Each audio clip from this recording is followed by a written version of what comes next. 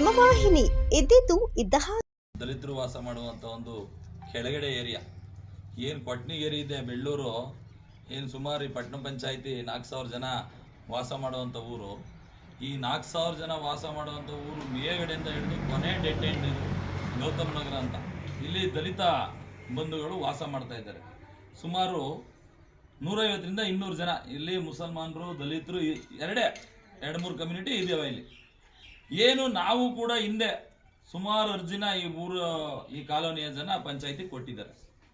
ಏನು ಇಲ್ಲಿರ್ತಕ್ಕಂಥ chief officer ಅದೇನು ದಪ್ಪ ಎಮ್ಮೆ ಚರ್ಮದನೇನೋ ಗೊತ್ತಿಲ್ಲ. ಮಾತ್ರ ಇಲ್ಲಿರ್ತಕ್ಕಂಥ ಒಬ್ಬ ಪ್ರಕಾಶ್ ಅಂತ ನಾಗಮಂಗಲ ಪುರಸಭೆನ ಹಾಳು ಮಾಡಿ ಬಂದಂಥ ಇಂಜಿನಿಯರು, ಅವನೊಬ್ಬ ಪುಣ್ಯಾತ್ಮ ಬಂದಿಲ್ಲಿ ಇಂಜಿನಿಯರ್ ಸೇರ್ಕೊಂಡ್ಬಿಟ್ಟಿದ್ದಾನೆ.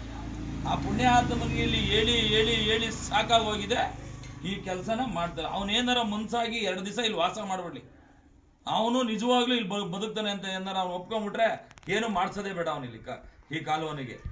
ನಾನು ಹೇಳ್ತಾ ಇದ್ದೀನಿ ಸ್ನೇಹಿತರೆ, ಮಾಧ್ಯಮದ ಮುಖಾಂತರ ಇನ್ನು 2-3 ದಿನದಲ್ಲಿ ಈ ಸಮಸ್ಯೆನ ಈ ಪಟ್ಟಣ ಪಂಚಾಯತಿಯವರು ಏನಾರ ಪರಿಹಾರ ಮಾಡಲಿಲ್ಲ ಅಂದರೆ, ಇನ್ನೂ ಒಂದು ಬಾರಿ ಹೇಳ್ತಾ ಇದ್ದೀನಿ, ಮಾಧ್ಯಮದವರು ಅವ್ರಿಗೆ ಎಚ್ಚರಿಸ್ಬೇಕು. ಮಾಧ್ಯಮದ ಮುಖಾಂತರ ಕೇಳ್ತಾ ಇದ್ದೀನಿ, ಇನ್ನು 2-3 ದಿನದಲ್ಲಿ ಏನಾರ ಈ ಪುರಸಭೆ ಈ ಪಟ್ಟಣ ಪಂಚಾಯತಿಯವರು ಎಚ್ಚೆತ್ಕೊಂಡು ಈ ಕೆಲಸನ ಮಾಡಲಿಲ್ಲ ಅಂದರೆ, ಹಿಂದೆ ಒಂದು ವಾರದಿಂದ 5ನೇ ತಾರೀಕು ಇರ್ಬೋದು, ಅವತ್ತು ನೀರು ಹೆಚ್ಚು ಕಮ್ಮಿ ದೇವಸ್ಥಾನದಿಂದ ಹಿಡಿದು ಏನು 10-15-20 ಮನೆ ಇದೆ, 20 ಮನೆ ಒಳಗೆ ಹೋಗಿದೆ, ಚರಂಡಿ ತುಂಬಿದೆ.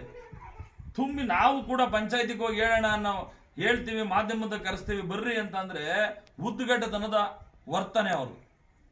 ಅವತ್ತು ನಾವು ನಿಂತು ಒಂದು JCB ಕರೆಸಿ ತೆಗೆದು ನಾನು ಕೂಡ ಭಾಗಿದ್ದೀನಿ. ಏನು ಪ್ರಬಲರು ಏನಾರ ಧಮಕಿ ಆಗ್ತಾ ಇದ್ದಾರೋ ಏನೋ ಗೊತ್ತಿಲ್ಲ ಇಲ್ಲಿ ಕೆಲಸ ಮಾಡಲಿಕ್ಕೆ. ಆಮೇಲೆ ಇಲ್ಲಿ ಏನಾಗಿದೆ, 5 ವರ್ಷ 3-4 ವರ್ಷದಿಂದ 14 ಲಕ್ಷ 7 ಲಕ್ಷ ಗ್ರಾಂಟ್ ಕೂಡ ಆಗಿದೆ ಇಲ್ಲಿ ಈ ಡ್ರೈನ್ ಮಾಡಲಿಕ್ಕೆ. ಅದನ್ನು ಕೂಡ ಏನು ಮಾಡಿದ್ದಾರೆ ಅಂತ ಗೊತ್ತಿಲ್ಲ.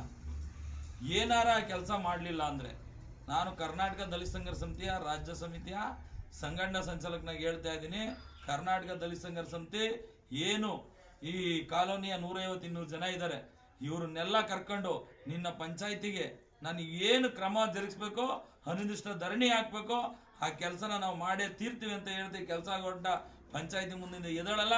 ಇನ್ನು 2 ದಿವಸದಲ್ಲಿ ನೀನು ಮಾಡಲಿಲ್ಲ ಅಂದರೆ ನಾವು ಏನು ಕ್ರಮ ಜರುಗಿಸ್ಬೇಕೋ ಅದನ್ನು ನಾವು ಮಾಡ್ತೀವಿ.